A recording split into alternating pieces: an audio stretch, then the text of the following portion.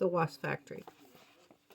Chapter 10, Running Dog, Part 3.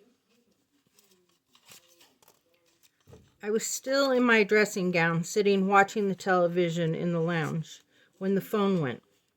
I started for the door, but heard my father go from his study to answer it, so I stayed by the door to listen. I couldn't hear much, but then footsteps came down the stairs, and I ran back to my chair, flopped into it, and put my head over on one side, eyes closed, mouth open. My father opened the door. "Frank, it's for you." I said slowly, opening my eyes glumly, looking at the television, then getting up a little unsteadily. My father left the door open for me and retreated to his study. I went to the phone. Hello?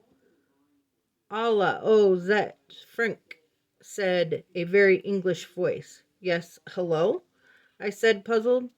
"Ha ha, Frankie boy," Eric shouted. "Well, here I am, in your thorax of the woods, and still eating the old hot dogs.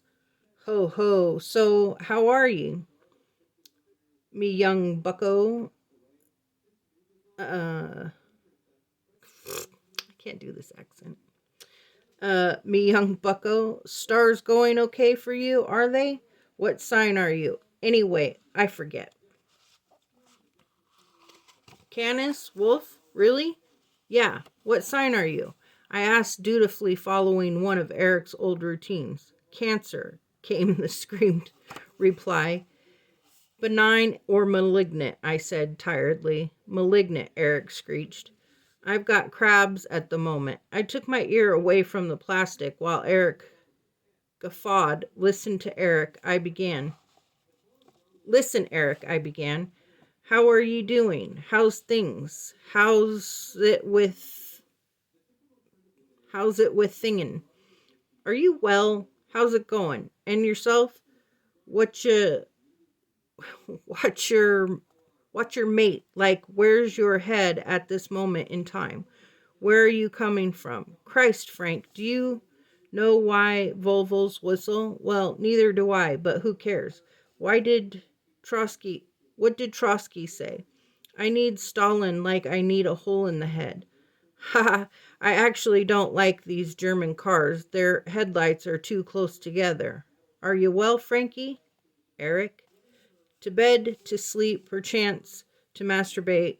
Ah, there's the rub. Ho, ho, ho. Eric, I said, looking around and up the stairs to make sure my father was nowhere in evidence. Will you shut up? What? Eric said in a small, hurt voice. The dog, I hissed. I saw the dog today, the one down by the new house. I was there. I saw it. What dog? Eric said, sounding perplexed. I could hear him sigh heavily, and something clattered in the background.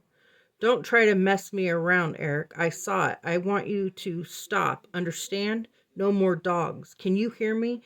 Do you get it? Well, what dogs? What dogs? You heard. You're too close. No more dogs. Leave them alone. And no kids either. No worms. Just forget about it. Come on and see us if you want to. That'd be nice. But no worms. No burning dogs. I'm serious, Eric. You'd better believe it. Believe what? What are you talking about? He said in a plaintive voice. Plaintive voice. You heard, I said, and put the phone down. I stood by the telephone looking upstairs. In a few seconds it rang again, and I picked it up. Heard Pips go and replaced it on the cradle, and stayed there for a few more minutes, but nothing else happened.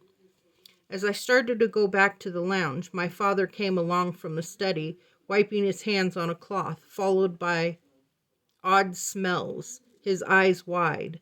Who was that? Just Jamie, I said, putting on a funny voice. Huh, he said, apparently relieved, and went back. Apart from his curry repeating on him, my father was very quiet.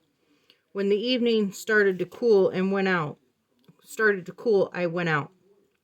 Just once around the island.